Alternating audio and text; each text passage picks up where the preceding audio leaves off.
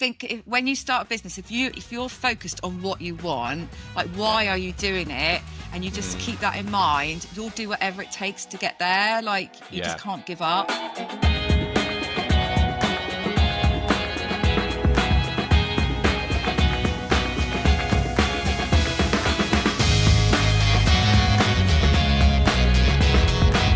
First things first, what is an advanced scuba diver? An advanced scuba diver is someone who can go more up to 30 meters in depth. Oh, wow. Yeah. I had a little stalk on your website this morning, and being the fact that you help people in the legal world with their, you're going to explain this better than me, but their extra shit. Would that be probably a bad description of what you do? But I love the fact there's a getting to know you post on your website. And the first thing I was drawn to, that your favourite place was the Maldives. That's where I went on my honeymoon. So amazing. Same, snap. Yeah. And your favourite food is sushi. Oh, I love sushi so much. I love living in Devon, but there's no sushi restaurants around here, is there? We also need to point out that although living in Devon, you are the only person who I've ever done a podcast with who I could probably shout, and we are probably within half a mile of each other. I've you're had only like up the with people road. in America, and it's just like, isn't it crazy? Like, we started off this call with an internet problem. So I know. I love that. I love that. So Kelly, tell me a little bit about what you do, because a virtual business support to me sounds like something that so many people, especially people like me, need. But you you're really niche within what you do, aren't you? Yes. So I work with lawyers. So having worked in legal for the last 25 years, it was a kind of natural progression into that field. So when I set up my virtual assistant business in 2018, I was just by myself. And as my team's grown, we've niched into legal. So that was sort of COVID, I'd say. That's when because a lot more. Was that a big shift for you then? Because a lot of businesses did, evolved from that coronial time. Yeah, I think a lot of lawyers were obviously working from home and then didn't want to go back to the kind of traveling into London and, so they've kind of set up their own little boutique law firms from home, and lawyers are very used to having PAs in the office who help them with all their administrative tasks, travel, booking events, all that kind of stuff. So they're now working from home and they still need that support because you know what it's like running a business. You do everything, sales, marketing, finance, so when you're doing it all on your own, you kind of need that support. So we work mainly with lawyers, law firms, providing admin support, PA support, which is, it's great. I love it. I love that. Have you ever read the book by Dan Thompson called Who Not How? No. So it's an amazing book. And the reason I have touched on this with some people in the podcast before, but the reason I wanted to touch on it with you is because you are very much other people's who. And in the book, he starts the book off, and it's narrated by Benjamin Hardy. But at the very start, I said Daniel Thompson. I'm sure it's Dan Thompson. I probably said the wrong name now. But he talks about, at the very start, Dan Thompson didn't write the book because his who was Benjamin Hardy.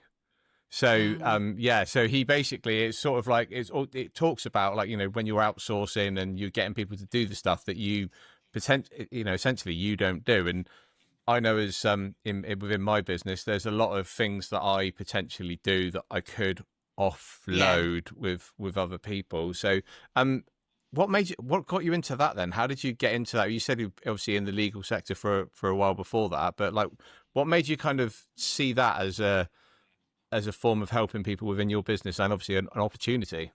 So I was we were living in Asia. We came back to came back to Bristol. Sorry, I was working for a law firm on a fixed term contract. Yeah. So I was covering a maternity. I knew that was coming to an end, and I just started looking for PA jobs in Bristol. And I saw virtual assistants. And back then, sort of early 2018, they weren't really a well-known sort of a well-known role. There weren't many around. But just looking at the advantages of being able to work from home, just a new challenge, getting a dog, it's just all those things. Nice, I thought, this looks good. And I was at the point where being a PA, I loved it, but I was getting a little bit bored and I felt like I needed a new challenge. And I met this girl in Bristol and she just started up her own recruitment company. Hmm. And she was telling me all about it. And I was just like, oh my God, this sounds amazing. Like I was just in awe of everything she was telling me. And I was like, I'm going to run it. I'm going to run my own business. I'm going to have a Nice. logo, Kellie Simpson. I'm going to like make this a success. And I was just like, I just knew that's what I wanted to do. And I think then the seed was planted. And yeah, it just kind of went from there. So that year, 2018, I was kind of planning it alongside my job. And then in October, I finished my job, sat at my office and was like, right, I need some clients.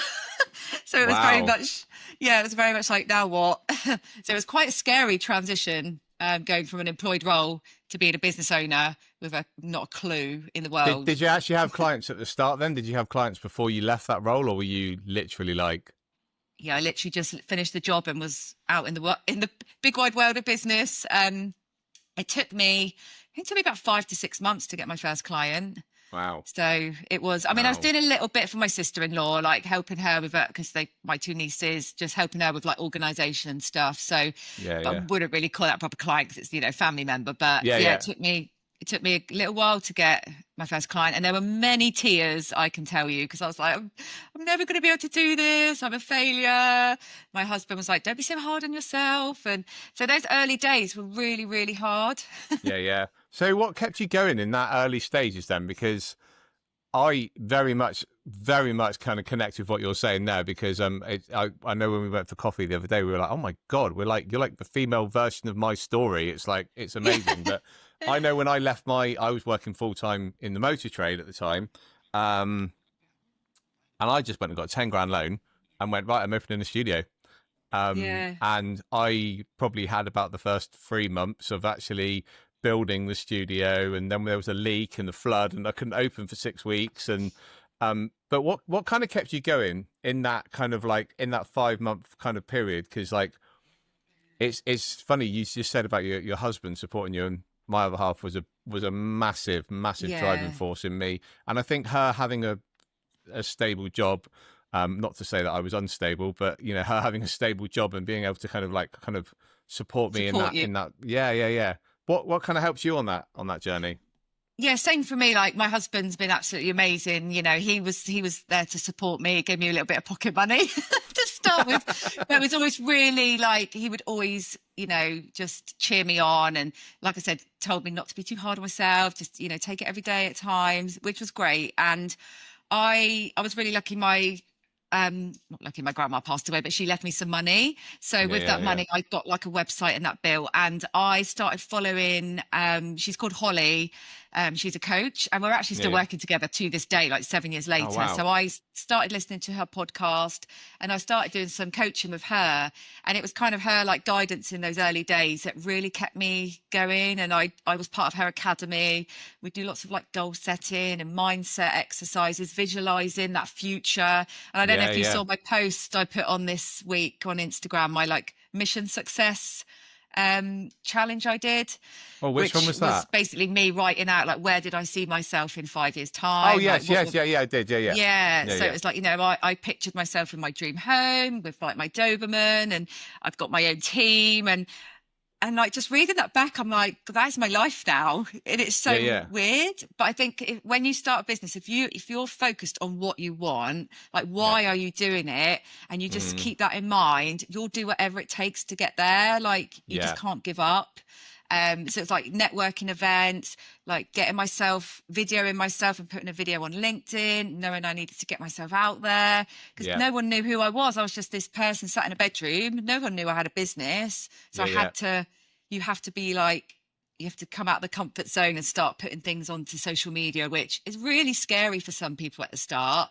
But like now, I mean, like I said, I put a picture of me in my underwear on Instagram yesterday. I actually saw that this morning, and then saw you put your post up about like whether you would have done that in the past. So no, I wouldn't have. But do you see what I mean? Like my confidence. We should probably put a bit of context on there. It's not because you've got an OnlyFans account, but you're doing something pretty special this weekend. Is it this weekend you've got your shoot? No, 2 weeks time. I'm doing a fitness photo shoot, which is my third one. So I've been doing this for like 2 years now. So I'm at the gym a lot. Nice. So my coach put a sort of before and after picture on my WhatsApp, and I was like, oh my God, like, wow, that's 3 months, like, of really hard work. Yeah, And yeah, everyone on my Instagram sees that I go to the gym a lot because I post it, and everyone's yeah, like, "Oh, yeah, you're such an inspiration. You've really like inspired me to go to the gym." yeah, And I'm like, "Oh, that's great." So I thought, well, actually, I'm going to share it because people like to see that stuff. So yeah, it's just having the confidence to put yourself out there and yeah, just be yourself, and then people buy into you, don't they, in yeah, business? That whole know, like, and trust thing that they always talk yeah, about. yeah. I remember that saying when I started out, but it really is true. I think that's really great as well. Like having that support with your partner and that kind of belief in yourself as well. Yeah. Was there ever a point in that kind of like start where you just like, I can't do this? This like oh my god, like what am I doing? Why should I just get a job? Yeah. Was there anything then? Yeah, absolutely. I mean, I was living in Wiltshire at the time in Corsham, and I remember looking at jobs, and there was a job that came up at Hartham Court, it's called. I can't actually remember what it was, like a PA job. I was like, oh, this would be perfect. It's just down the road. And I honestly so tempted a couple of times to just call it a day and just get a job. But then I was like, Yeah, no, yeah, because like that means I failed. And I'm very much someone, if I've got a goal, I'm bloody well going to get that. I'm going to reach that goal. I don't ever fail at anything. I'm very much yeah, yeah. I achiever. love that because I mean it's very obvious with what you do, Kelly, as well. Because like you're saying, you're like, you know, we just touched about the fitness, and that's how we originally know each other from the gym initially as well. Yeah. But you know, when you've got that goal, and I talk about this a lot with my clients, that when you don't have a goal, you know, it's like getting in the car and putting a random postcode in the sat nav and hoping to get to where you wanted to go. Yeah. Um, is there a shift then for you then when you kind of opened up and got your who? Because I noticed, obviously, I just had a little look on your website, and it's not, you're not just, I don't want to judge other people, but you're not just Kellie Simpson, virtual assistant. You're Kellie Simpson, who's got a team behind you now. And Yeah. like, for a business to grow in the way you've got, you know, you've got lots of people that work with you as well. What what was the thing for you where you went, right, okay, I need to get other people involved in this if it's going to grow? Yeah, so it was 2021 in the January. Obviously, that was the year after that. Can you remember the COVID year of 2020? I literally Yeah. just didn't leave my desk the whole of that year. That It was was just the me. year where we weren't sure if we were meant to wear masks. We could talk to people, can't Yeah. hug, fist bump. Do we fist bump or elbows? Where are we now? Yeah. Yeah, that was it. So we just moved back to Devon. So we were living with my parents in Torrington, and I was just in the bedroom, just working like all day, every day. So it was just me. It was getting busier and busier. More inquiries were coming through, and I was just like, right, I can either turn work away or I get some help. And then I'm Hmm. thinking, why would I turn work away when I'm working so hard on all my marketing Yeah. to get the clients? Why would you then send them somewhere else? So I was like, right, I need to, start getting some help. So I put a post on LinkedIn and got my first associate, Nicola, who's still with me today, and she's absolutely amazing. Amazing. So she was my first team member, and then it just went from there really. And then I got another team member, and then another one, and it just I realized actually I could see people's strengths, and kind of I sometimes feel like a bit of a recruiter because Yeah. I can Yeah. sort of see who's good at certain things that I can send the work to. Yeah. And then it just organically grown. It's just organically grown from there, really. So yeah, Was there a point where, or actually, I'd love to know this because this is something that I definitely had struggled with over the years. Is where you're like, oh no, that's my thing. I'm not going to let someone do that. I don't want to let yeah. go of that. How did you let go of some of those tasks? Yeah, that's a really hard one because I was outsourcing to the team, but I was still doing a lot myself. So Hmm. it's that saying of you should be working on the business, not in it. Yeah. Do what you do best and outsource the rest. So Wow, that I was sounded like an '80s like advert. What was it? Do what you do best and outsource the rest. yeah, Sounds yeah. like it should have like the Record Breakers theme tune behind that. Yeah. But yeah, so I was working with another coach at this stage, and she was like, you've really got to start thinking of yourself as the CEO of your business now. Hmm. You need to start, letting go of all the client work. And I love having traveled so much. For me, my work, I love like arranging diaries. I love all the organization of it. Hmm. If a client says to me, oh, I've got a trip in America, I'm going out to do a speaking event. I need flights. I need a hotel. I need you to find me a restaurant. Oh, I love nice. doing. that is like, I love doing all that sort of stuff. I've done loads of international travel stuff.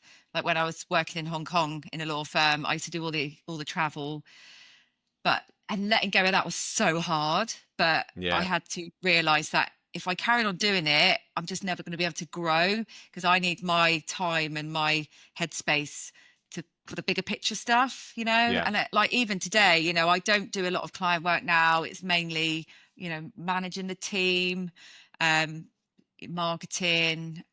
So I've always kind of got that CEO head on now. I love that. I love that.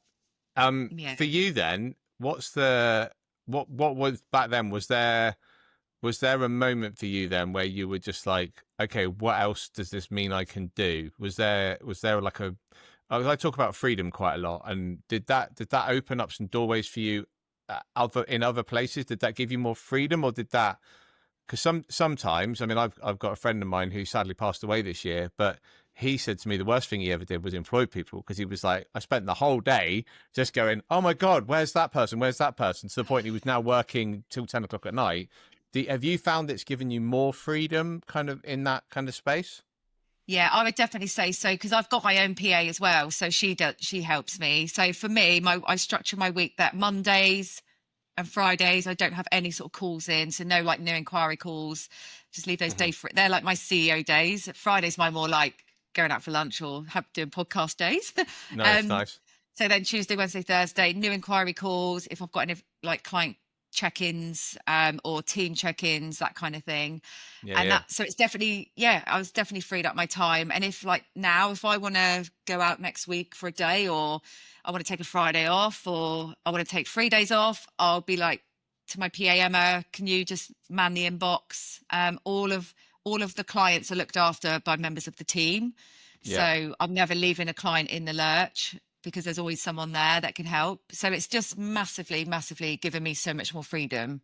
I love Um, that. I love that. yeah. What do you like to do? I mean, I know what you like to do with your freedom, but what's your freedom thing? What do you really love to do to kind of explore and have you I mean, time? for me, obviously, I mean, I go to the gym anyway, so that's fine. But I think, I've got two of my best friends live up in Bristol. So if I know I want to kind of get away, I'll maybe take a Thursday, Friday off, and then I'll go up to Bristol and stay with them. Nice. My husband hasn't got any holiday left at the minute, so there's no like booking any sort of short weekends at the moment. But we'll try and get away for like long weekends and stuff, because yeah, we just love getting away and going for like Michelin star meals and Oh, wine nice. tasting and stuff like that. Yeah, so that's Right. kind of our like Answer me wind this then, down. Kelly. With Michelin star meals, is Yeah. is that the ones where they just like they put like a little bit of mashed potato and then they dribble the gravy on, and Yeah, I'm still hungry? probably, yeah. I mean, to be fair, like if you have you been to number 8 in Bideford, No, which is no. down by the Royal, just down the road from us. I mean, that's Right. like Yeah. I think it's 8 courses. So you are pretty full by the time you've come out. So I yeah. like the sound of 8 courses though. Yeah, it's really nice. It's really nice. Wow, wow. Because Yeah. funny enough, talking about food, I never used to get tapas because Like, I always because it's too it's like small. lots of little, and I feel like if I should have just ordered loads of like starters. Yeah. Maybe Yeah. I'm just not very educated in my food. Yeah, no, Amazing. I love a Michelin star, and it is down there. It is really lovely, and it's like a special occasion type place. Oh, nice. I So like that. So do you like to kind of have your special occasions then, as it were? yeah, definitely. Yeah, like it was my birthday in a couple of weeks, so Nice. yeah, 25. Nice. no, but obviously I've got the shoot coming up, which is after my birthday. So I think after Oh, the good. shoot's done, I think deserve to go out on a nice little celebration dinner, so I can eat Yeah, lots of nice yeah. food and have some wine. So tell me a little bit more about this shoot then. With obviously, because I know you love the gym and fitness and so forth, and is why is that so important to you with regards to kind of, you know, what's the goal for you with getting a photo shoot? Obviously, there's people you talk about fitness and so forth, but what do you get from that extra bit? Do you know what? I think I just love the process of it. So I work with a PT, an online PT. She's based in Exeter. She like holds me accountable. I just love the relationship with her. She just keeps me like, focused on the goal, which is the photo shoot. So I eat better. I'm not really Hmm. drinking. I've got my like gym routine. I've got to do my 14,000 steps a day. I've got to like, tick all the boxes off. 14,000. I know. I'm on, what am I on? So I'm just under 10,000 already. Because Whoa. walked to the gym and back, did a little, obviously did some cardio up there. But I just love the whole process of it. I just feel amazing. And it's just nice to see how far you can push your body. Yeah. Because I don't know. I just think about like the human body, it's just amazing what it can do. And like you just think, God, Yeah. are they Yeah. my muscles? Have I actually got these muscles in here? Yeah. Like, Yeah. And I think the thing I like about what the photos I've seen with you, Kelly, as well is, and I'm not judging anyone who does extreme, like quite extreme bodybuilding, but yours still looks achievable. Do you know what I mean? And I yeah. don't mean that in an offensive way to you, No, but I wouldn't want to get to that bodybuilding. I would never, ever. That's not something. Someone said to me, "Would you ever do like bodybuilding?" I'm like, no, it's just not me. I wouldn't want to get that. Even now, I'm like, I don't want to get too scrawny. Do you know what I yeah, mean? yeah, So, and like I say, in those pictures, it's like a 2 kilogram difference. It's not even that much weight, but the whole look totally just looks different, doesn't it? yeah, So, yeah. I saw a really great post this last couple of weeks to a guy who trains in Bideford as well, actually, and he put a picture. He was 104 kilos. And then he put 6 months later 104 kilos, and it was the same oh, picture, the yeah, same person, the same weight, but the shape and the body was completely different. And it just showed. yeah, I think so many people worry about weights and BMI. I mean, I've been to the gym and been told, been to the doctors before and been told my BMI was I was raging on obese, and I was yeah. like, I just, okay, yeah. great, thanks. Yeah, I think amazing. that's unrealistic, the BMI, because even I've got like the Garmin scales, and then Hmm. my BMI is like in the green, but quite high in the green, almost into the orange. And I'm like, and I think it can just mess with your head if you take too much notice of that sort of stuff. Yeah, yeah. I love that. I love that. So Kelly, what's next for you? Is there anything exciting coming up? Obviously, I know you've got your photo shoot, and you're busy with business as well. Any sort of like goals for you for the future or anything like that? So I'm working with a business coach at the moment. So we started beginning of July. So I'm Hmm. working with her for 6 months. So I mentioned Holly. So I'm still working with her. We're in like a group sort of coaching. Hmm. So she helps me with like systems, productivity. We do like lots of goal setting. And then I'm doing one-to-one with another coach. And we've got, some exciting things in the pipeline. I've not really announced them yet on Instagram. So got a Awesome. new service that I'm looking to launch sort of mid to end of September. I haven't even like put it out there yet, but I've got a founding client already. So someone Oh who reached wow, out that's to me, amazing. yeah, someone who reached out to me. It's kind of like, I'm looking for this. And I was thinking, well, I'm going to be doing that soon. Nice. So and I said, would you be a founding client? I'll give you a bit of a discounted rate. And she was just like, oh my God, really? So she's really excited. So I've got a call with her in a couple of weeks to discuss that. And then I Amazing. do a lot of work with a company called Clio, who are a sort of legal CRM system. So lots of lawyers use them for their like matter management and stuff. So I'm an Yeah, yeah. affiliate partner with them. So I offer a service to lawyers to help them set up their Clio.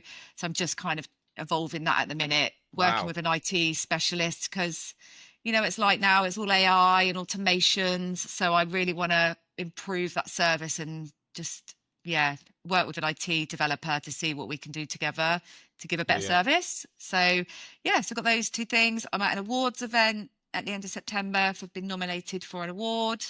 Whoop whoop. Whoop, whoop. So in the outrageously authentic category, which is a really nice category. Outrageously authentic. Yeah, so it's the I like that. outrageously you awards. So Hmm. it's in Bristol. So yeah, that was a really nice. I feel like that if I could have chosen any of the categories, that's probably the one I would have wanted to be in. So I think it's quite nice Nice. for people to recognise you as being like So Ironically, but that's actually been my mantra this year, was to turn up unapologetically me without giving a yeah, fuck, basically. yeah, that's it. And Yeah. I think it's nice, isn't it? Because why would you want to be anyone else? Yeah. Yeah, exactly. So Kelly, I've got a question here then. Um, well, it's not really a question actually, but it's I just want to kind of almost point out something that I'm really noticing is you help other people, but yet you still have other people help you. And I just Yes. think that's something that's really great, because I think like, being able to accept help and kind of like, especially the way I mean, you say to me legal, I mean, my brain goes into like, oh my God, there must be so much that you have to like jargon, you have to know and stuff like that. But yeah, you talk about like being able to organize people's productivity, but yet you still help people help you as well. I just think that's something that's really, really great. Is the one thing I was just going to ask you before we kind of get a bit more about kind of where people can find you and stuff, is like, if you could outsource one thing today, what would you outsource? I know exactly And it could what it be would be. anything in life. It could be anything. Yeah, it would be. Can I have two things? Because they're kind of the same. Yeah. Okay, cool. Right. It would be cleaning, cleaning the house, Oh, and yes. someone to do all the gardening. But actually, my husband, when he's home, he's pretty good in the garden. So cleaning, because I've had a couple of cleaners in, but I just hate paying for it because I feel like I can just do better. I'm just Yeah, yeah. like really fussy. I'm like, oh, they've not done that right. And oh, they've like left some smear marks there. And oh, they've not, and I just find I just rather do it myself, but I hate it. I just hate I love cleaning. that. I love that. So that would I be, actually was overheard. The reason I asked you is I actually overheard someone talking about though. Oh, if do you know what? If I could, I was in one of the cafes when I was away recently, and someone said I heard this couple chatting. They were like, do you know what? If we had a bit more money, I'd just pay someone to walk the bloody dog every day. And I was oh, like, really? Oh, what? actually, we do have a dog walker come in. So Do you? yeah, because she sits in as well. So that if my mum's not around, then she'll come in. So that's another bit of outsourcing Ah. we do. So, But the thing and then the thing is with stuff like that, it's like it's amazing that when you can get someone to help you with those extra little bits, oh, because I definitely, mean, we didn't go on holiday for a long time because we were like, God bloody hell, it's like, how much money for the kennels? But then when you so realise, I mean, now we've expensive. got 3 dogs. Yeah, The dogs for the weekend could probably cost us nearly, £200 for the weekend. And you were like, hang on, the Airbnb was only like 75 quid. yeah, the dogs are a tie. So yeah, if you can get a But I good love dog them. sitter, yeah, if you can get a good dog sitter, it definitely helps. And I also, one more little bit of outsourcing I do is I've just started working. You're probably going to think what? So I've just started working with a stylist, who's Nice. helped. Yeah, so I've met her at an event and she's so, so lovely. And because I've got this awards event, she's basically helping me to find an outfit. And I know I could find something myself, but I just like, I don't know, I just like working with people. I think when you're in business and you just meet so many connections, I just love working with different people. And I just thought, oh, do you know what? I'm going to get her to help me find a nice outfit. So yeah, I've been working with her as well. So That's um, awesome. it's really good fun. And I've had to take pictures of everything in my wardrobe. And I've got like an online closet now. So I don't want to buy any more clothes. I'm trying to like Yeah, yeah. save money. And she's going to help put like loads of outfit choices together from what I've already got in my wardrobe. So I And I thought, well, think that's that's great because a good investment. I'm massively against these fast fashion outlets and so Yeah, forth. And I mean, definitely. ironically, I actually the other day went online to look at some t-shirts for the gym, and I was like, oh my God, like they are just pumping out t-shirts that are basic t-shirts at such extortionate prices. I know. And that in 6 months' time they'll have a whole new range, and they're selling them for a fiver because they've got to get rid of them. Yeah. So Yeah. The yeah, fast fashion is bad, isn't it? yeah, it is. So Kelly, how can people find you and sort of follow you on your journey of kind of what you? I love it because I feel like I feel like I'm watching your journey from Instagram and about the gym and work, and then I see you on LinkedIn, and yeah, Yes, I'm on LinkedIn. So I'm Kelly with an IE, so Kellie, yeah, Kellie nice. Simpson. So yeah, I'm on LinkedIn and then Instagram. So my Instagram, I think, is Kelly underscore Simpson underscore legal, I think. I've just seen it because you wrote it down. So yeah, it's Kelly underscore Simpson underscore Yeah. legal. And Yeah, to be honest, they're the two main platforms for me. I find LinkedIn is obviously I've got to be on LinkedIn. Everyone's on LinkedIn, and that's where a lot of lawyers hang out. It's the kind of corporate yeah, Facebook, isn't it? um, but then I love I don't really get any work from Instagram, but for me, it's just I find it such a positive, yeah, empowering place. Like I've got so many online friends that yeah, I've met on Instagram that I've never met, like a lot of yeah, yeah, VA friends on there, just really supportive. It's a really great way to grow your brand and also a really great way to get a bit of confidence with social media because I'm on stories a lot and I found that Instagram really helped me gain my confidence and yeah. then you can kind of think, oh, will that work on LinkedIn? Are they going to think, what's she putting that on there for? And they're all different, right? Because I mean, I posted a short on YouTube the other day, and I posted the same video on YouTube, Instagram, and LinkedIn. And on LinkedIn, it bombed at 13 impressions. I had over 1,000 views on YouTube, and I'm like, that really making sense. But it's different, isn't it? It's different people, different. You Definitely. know, yeah. Amazing, Kelly. So thank you so much. I'm looking forward to seeing your photos once you've done your photo shoot, because the last one looked amazing, and yeah, I think it's super cool. One last question before we go, which I'm loving this question. If you already knew the answer, what would be the question? Oh God, if I already knew the answer, what would be the question? And it could be about anything in life. Right, you might need to explain this to me. This is my If you blog. already knew the answer, what would be the question? So in theory, if someone was going to ask you a question that you already knew the answer to, what would be the question that you could most positively impact someone, maybe, or help them in their journey? I like that you did the finger bite. Then it was like, ah. I really don't know how to answer that. I can't. Like, my brain is like, how do I answer it? So if I already knew the answer, what would be the question? So my answer would be, it takes time. Yeah. And the question would be like, you know, how long is it going to take for me to become a successful business owner? Is that, oh, is that good? Oh, I don't know how to answer that question, says Kelly. No, Great. I kind of knew, and then I had to get it round the right way. Yeah. Amazing. Kelly, thank you so much. It's been awesome chatting to you. I'm looking forward to catching up with you for a coffee and hopefully cake next time, because you Definitely won't be tracking your calories. Yes. Yeah. September, we are good to go. And that wraps up today's episode of the Coffee, Chaos and Confidence podcast with me, Coach Casey. Thank you so much for listening. If you enjoyed today's episode, please make sure you like and subscribe. It helps other listeners find the show. Also, go and check out the show notes to learn more about my incredible guests. Until next time, make sure you chase your dreams without limitations.